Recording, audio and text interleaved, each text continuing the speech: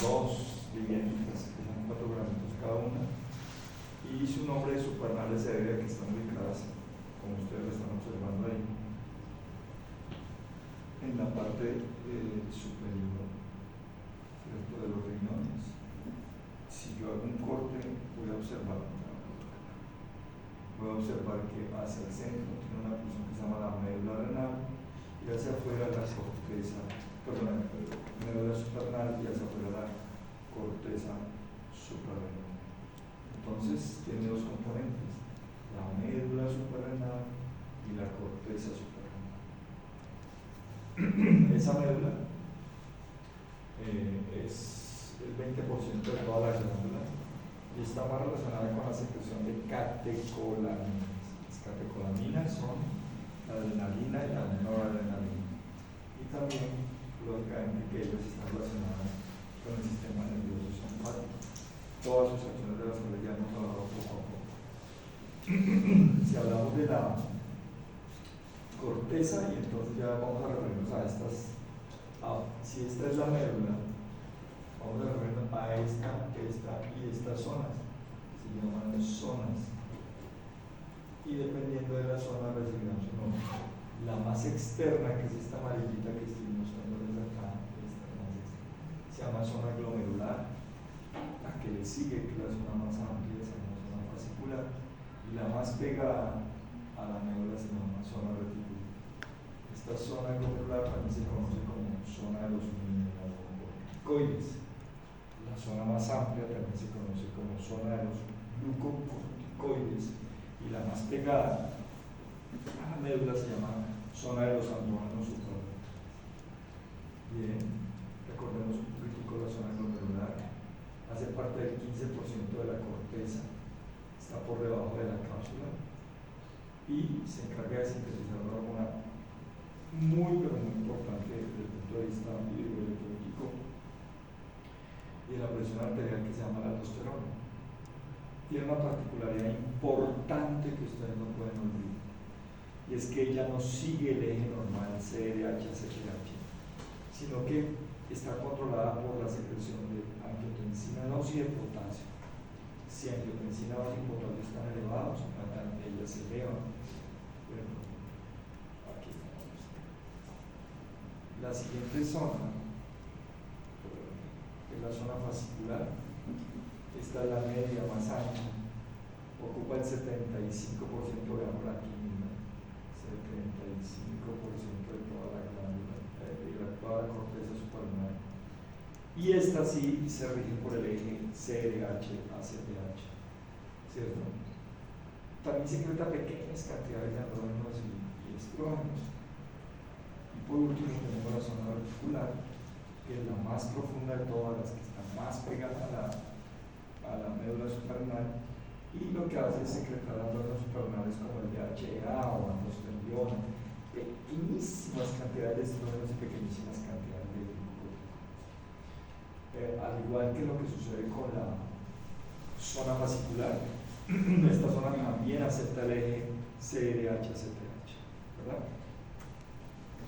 Entonces, volvamos a repetir, la angiotensina 2 es la que se encarga de aumentar la producción de aldosterona, pero solo la angiotensina 2 no, también los niveles altos de potasio se encargan de producir hipertrofia de la zona glomerular si es exagerada la producción. En cambio, si hablamos de la zona fascicular o la zona reticular, tenemos que referirnos al eje CRH-ACTH. ¿Listos? ¿Los hidrógenos también no intervienen en la aldosterona? No. Intervienen de manera indirecta. Pero directamente no. Para mí. Ahorita me volveré a estas hormonas pertenecen al grupo de las corticosuprarrenales. Quiere decir que todas ellas se secretan a partir del colesterol. 80% del colesterol proviene de las lipoproteínas de baja densidad. Este colesterol penetra la célula, ingresa a la mitocondria, es cortado o recibido por enzimas que están localizadas en los endoplasmicos o en las mitocondrias, como la colesterol desmolasa. Y este colesterol termina convirtiéndose en pregnenolona. Y la pregnenolona es la base para cualquiera de las hormonas que dijimos, o el cortisol, o la aldosterona, o los corticoides suprarrenales. Quiere decir entonces que la vía de la síntesis de las suprarrenales es mitocondrias, retículo endoplasmático. Hablemos un poquitico de la zona de los mineralocorticoides. Entonces, su principal secreción es esta, aldosterona. Olvídense de esto, olvídense. 90% de la actividad mineralocorticoide se ve gracias a quién? A la aldosterona. En cambio, si hablamos de la zona de los glucocorticoides o la zona fascicular, el 95% de la actividad glucocorticoide gracias al cortisol. A partir de él se han creado medicamentos como dexametasona, metilprednisona o prednisona, que son mucho más potentes que el mismo cortisol que nosotros producimos.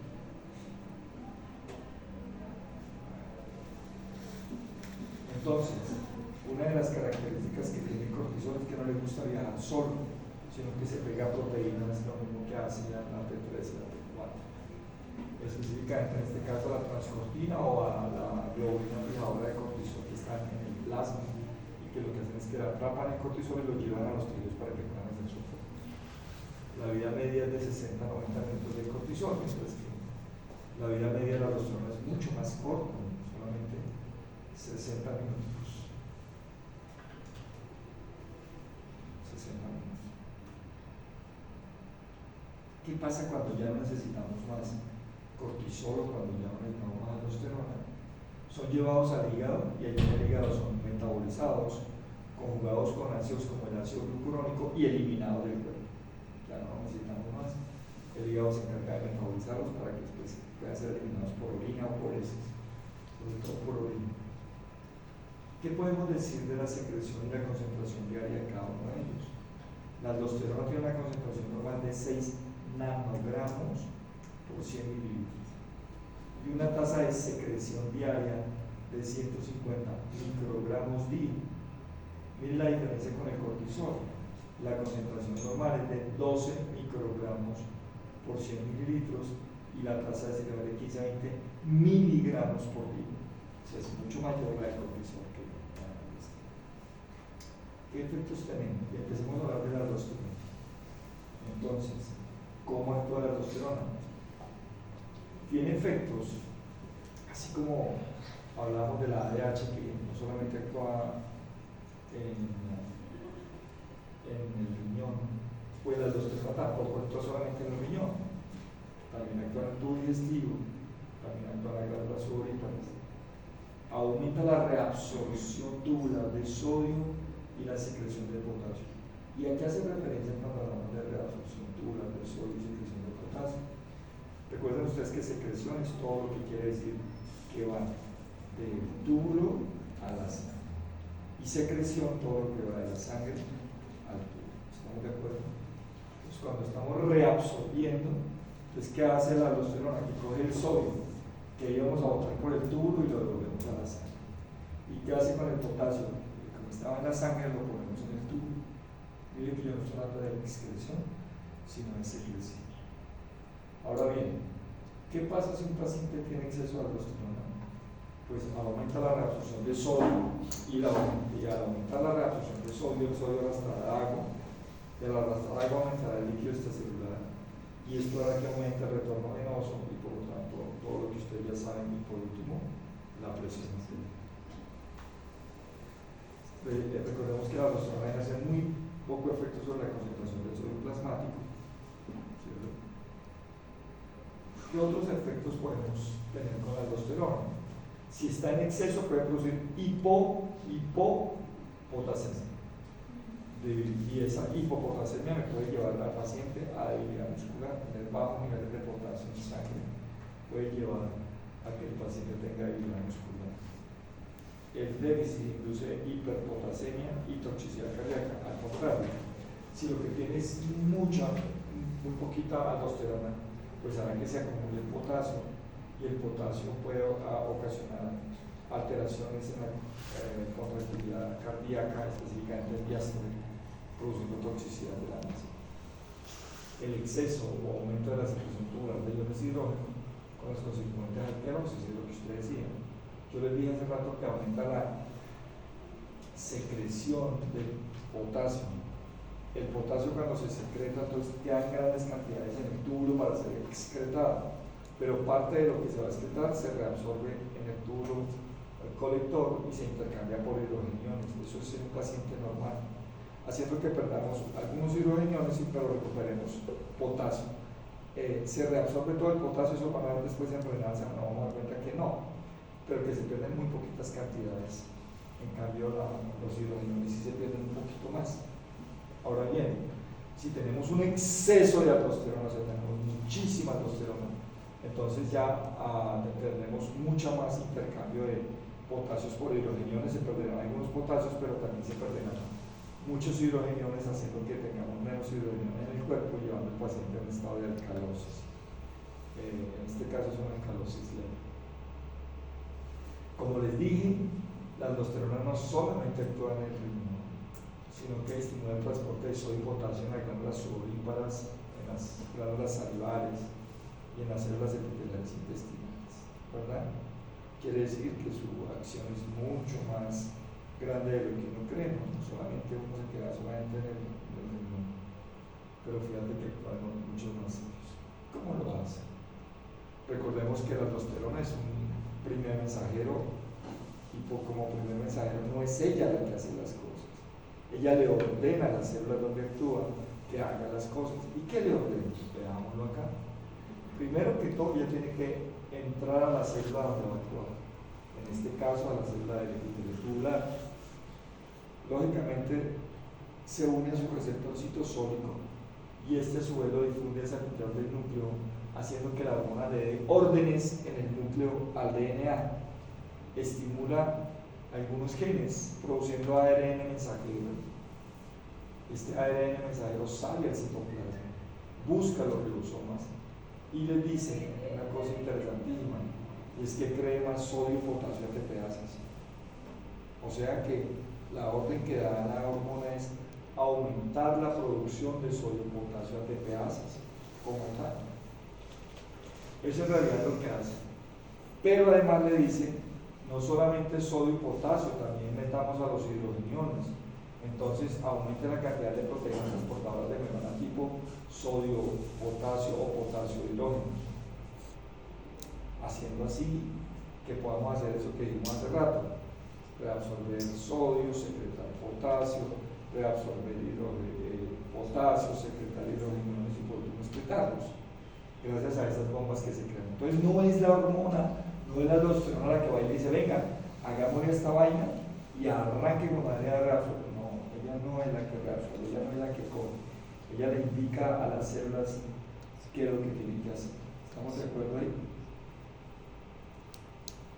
Otras acciones que no tienen mayor importancia. Entonces, ¿qué hace que se secrete aldosterona? Uno, el incremento de las concentraciones de iones potasio en el LEC. Dos, el incremento de la actividad del sistema renina-angiotensina-aldosterona. Y tres, el incremento, al contrario, la disminución de la concentración de iones sodio en el LEC también aumentará la secreción de aldosterona. ¿Por qué la disminución?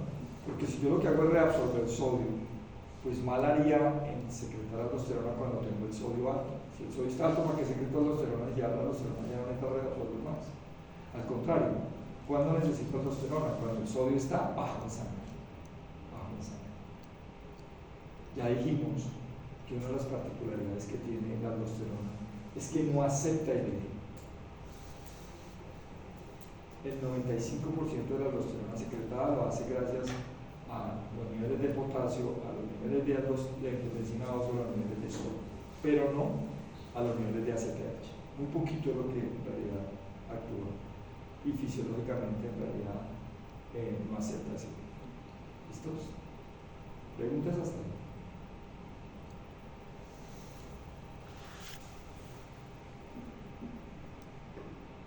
Bien. Ahora bien, veamos los glucocorticoides. Entonces sabemos que su secreción es básicamente de cortisol. ¿Qué hace el cortisol? A diferencia de la aldosterona, tiene muchas más acciones, pero algunas de ellas ya las hemos visto cuando vemos la hormona de crecimiento. Esta, el cortisol, también es una hormona de crecimiento. ¿Cómo hace para subir el azúcar en la sangre? De varias maneras. Una de ellas, ¿cuál es? Decirle al hígado que convierta proteínas en carbohidratos. A eso se conoce como gluconeogénesis. La gluconeogénesis, o sea, formar glucosa a partir de otros productos que no sean el glucógeno. ¿Qué hace entonces en el hígado? El cortisol le dice que aumente las enzimas que convierten aminoácidos en glucosas. ¿Dónde? En los hepatocitos. ¿Qué más le dice? Que traiga aminoácidos de otros lados. ¿Cuáles son los otros lados? Pues que no sean hígado, por ejemplo, músculo esquelético. Y trae aminoácidos a los hepatocitos. ¿Para qué? Para que se conviertan en proteínas y se conviertan en glucosa. ¿Qué otras hormonas se encargan de elevar el azúcar en la sangre? Adrenalina, glucagón, ¿cierto? ¿Cuándo? Cuando tenemos baja la glicemia. Muy bien. Entonces, una de las cosas interesantísimas que hace el cortisol es que disminuye la utilización celular de la glucosa. Entonces, la glucosa que tenemos disponible, en lugar de utilizarla, guardarla en el músculo, guardarla en el hígado o convertirla en ácidos grasos cuando sea necesario, para utilizarla más adelante. Aquí no, la dejamos ahí en la sangre. El cortisol no deja que se metan a las células. ¿Cómo lo hace? Veamos. Pues ya sabemos. ¿Qué hace el cortisol? Lo que hace es producir más glucosa para que quede en la sangre. O sea, aumenta la gluconeogénesis. Reduce la utilización de las glucosas por las células. Pero ya le dije en la clase pasada, siempre que se aumente la glucosa en la sangre, inmediatamente se dispara la insulina. La pregunta es, bueno, pero entonces la insulina no mete el azúcar en las células. Pues cuando hay cortisol no, porque el cortisol le dice a las células que no le pongan cuidado a la insulina, le hace disminuir la sensibilidad de los tejidos por la insulina, y entonces no puede meterlas. Entonces, ¿dónde queda el azúcar? Pues en la sangre. Por eso en el momento en que estamos expuestos al cortisol, podemos incrementar nuestra glicemia hasta en un 50%. Entonces no es bueno que nos tomen los exámenes cuando estamos estresados, porque siempre nos van a encontrar alto. No necesariamente teniendo diabetes, pues. Muy bien. ¿Qué otros efectos tiene? Entonces, ya vimos qué efectos tiene sobre los carbohidratos. Sobre las proteínas ya lo dijimos, pero volvamos a repetir algunas cosas. Debido al descenso de la síntesis, como a un mayor catabolismo de las proteínas ya existentes. O sea, las proteínas que no están dentro del hígado, que están en el músculo y en otros lados. ¿Qué hace el cortisol? Las corta. Las degrada, las manda en forma de aminoácidos a los hepatocitos. Y no deja crear nuevas proteínas. Por lo tanto, el cortisol es una hormona catabólica. Pero mire lo que dice después. Dice que al no dejar formar, pero al mismo tiempo trae esos aminoácidos de las proteínas que degradó y en el hepatocito las convierte en proteínas para que se conviertan en glucosa. Entonces es una enzima catabólica en las regiones periféricas, en los tejidos periféricos. En el hígado la deja convertir en proteínas, pero siempre y cuando esas proteínas se conviertan en ¿qué? En carbohidratos o glucosa. ¿Está claro ese concepto? Por favor. Por lo tanto, el cortisol incrementa el transporte de aminoácidos hacia los hepatocitos, ya lo dije hace rato, estimula enzimas hepáticas necesarias para la síntesis proteica. Entonces, dentro del hígado crea proteínas para que se conviertan en glucosa, pero por fuera las destruye. Entonces, uno de manera general que podría decir que el cortisol es una enzima catabólica. Muy bien, entonces ya sabemos qué efectos produce en glucosa, qué efectos produce en proteínas. Y ahora, ¿qué efectos producen las grasas? Movilización de ácidos grasos del tejido adiposo, aumenta la utilización de ácidos grasos con fines energéticos. ¿Qué quiere decir entonces? Que si ya no tenemos glucosa porque la tenemos en la sangre, a algo le tenemos que echar la mano para que nos brinde energía. Y ese algo son los ácidos grasos. Hay algunos pacientes con exceso, ¿no?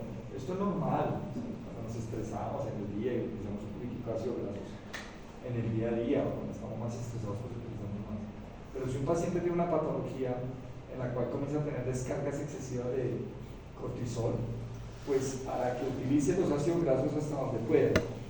Pero como trae los ácidos grasos ya del tejido adiposo, ya no los puede devolver. Pues después dice, ¿y ahora qué hago con estos ácidos grasos si ya utilicé la energía que necesitaba?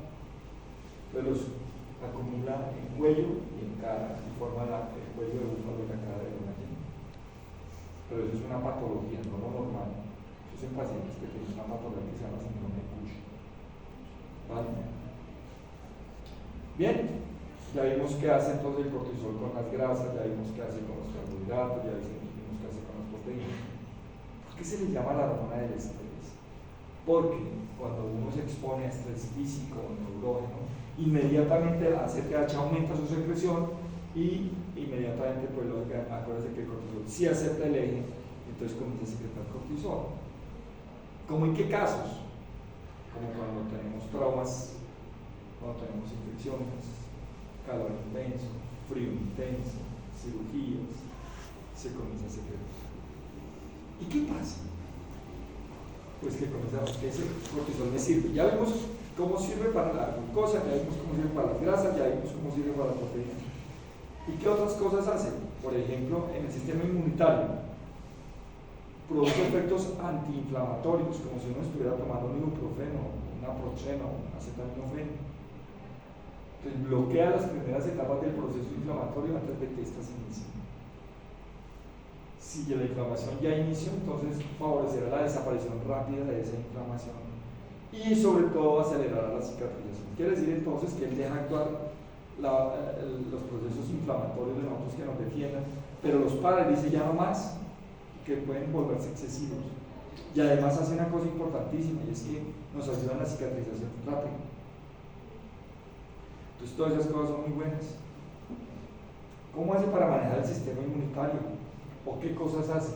Uno, estabiliza membranas lisosómicas, pero recordemos que son los lisosomas. Es el aparato digestivo de las células, donde secretamos algunas enzimas. Por ejemplo, ¿se acuerda cuando vemos T3 T4 las tioproteasas y las ¿qué otras más? Catepsinas. Pues todas las células tienen lisosomas. Entonces, y esas lisosomas son los que descargan esas enzimas que comienzan a tragarse a otros microorganismos, por ejemplo. Entonces, el problema es que eso inmediatamente acelera todo el proceso inflamatorio. ¿Qué hace el cortisol? Le dice, uy, no, secrete, pero no tanto. Entonces, estabiliza una membrana lisosómica impidiendo que se descarguen grandes cantidades de lisosomas o de productos lisosomales. Pues. Otra cosa que hace es reduce la permeabilidad capilar. Sí, es muy típico de los pacientes inflamados que aumente la permeabilidad capilar dejando escapar líquido de los inflamados. Entonces el cortisol dice no, sí, pero un poquito, no tanto. Además, en los procesos inflamatorios, pues llegan todas las células de la inflamación, leucocitos, macrófagos. Entonces, ¿qué dice el cortisol? Vengan, pero ya no se sobreactúen, pues no actúen tantos. Entonces controla que no vaya a ser exagerada el proceso inflamatorio. Inhibe el sistema inmunitario en la multiplicación de linfocitos. Disminuye la fiebre porque también para las interleuquinas y especialmente la interleuquina 1, que es la que más está relacionada con la fiebre. Entonces la disminuye, haciendo que el paciente no tenga exceso de fiebre. Pues. ¿Qué otros efectos? Bloquea la respuesta inflamatoria a reacciones alérgicas, quiere decir que también interviene en toda la parte alérgica.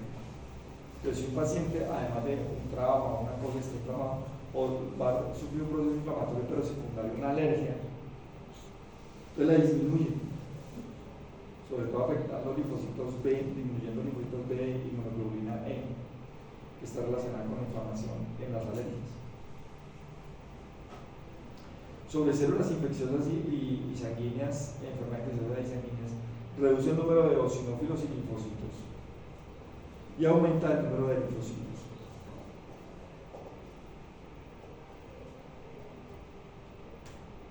¿Cómo actúa? Específicamente, ¿dónde y cómo? Entonces, difunde al interior de las células, se une una proteína receptora allá. Lógicamente, esta es una hormona de tipo esteroidal, entonces tiene sus receptores citosólicos. Ingresa hasta el núcleo de la célula e induce la síntesis o la producción de ARN mensajero, lo mismo que hacía la aldosterona. Lo que pasa es que aquí es mucho más complejo. La aldosterona pues decía arme más bombas de sodio y potasio o bombas de sodio y hidrógeno, potasio y hidrógeno, pero aquí no. Como son tantas las funciones que cumplen los eritos, el cortisol, entonces le dice al ARN que salga al citoplasma y que haga todo, pues, que disminuya todo, que aumenta eritrocitos, que disminuya macrófagos, que disminuya linfocitos, que produzca gluconeogénesis, que atraiga aminoácidos, todo eso que dijimos en distintas células. No actúa en una sola célula, pues, sino que actúa en muchas células. Volvamos a esta imagen que estaba por acá.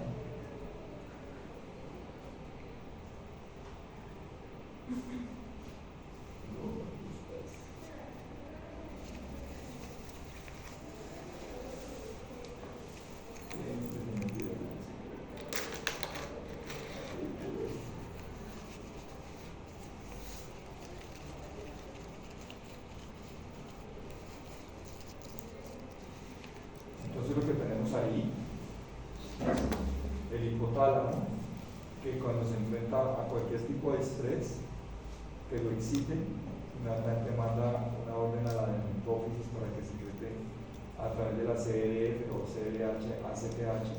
La ACTH vaya y busque a la zona fascicular de la corteza suprarrenal, se secrete cortisol y el cortisol haga todo eso: gluconeogénesis, movilización de proteínas, movilización de grasas, estabilización de lisosoma y todo eso otras cosas que vimos.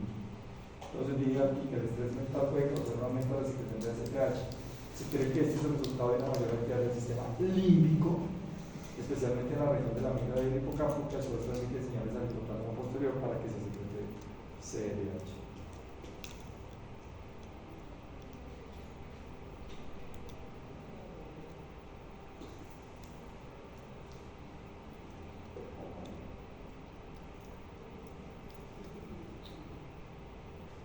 Aquí simplemente para mencionarles cómo hay otros órganos que están relacionados con todo esto.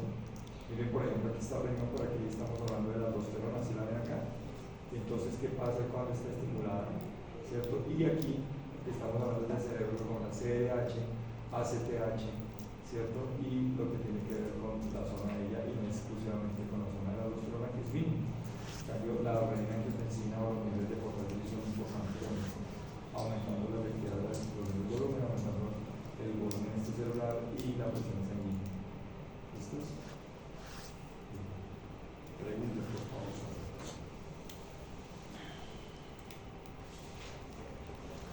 Entonces el cortisol es una hormona catabólica. Si hablamos del hígado. No, el hígado es anabólica por un anabólico, pero después se termina comiendo, pero usted no puede hablar de esto de manera general, es catabólica.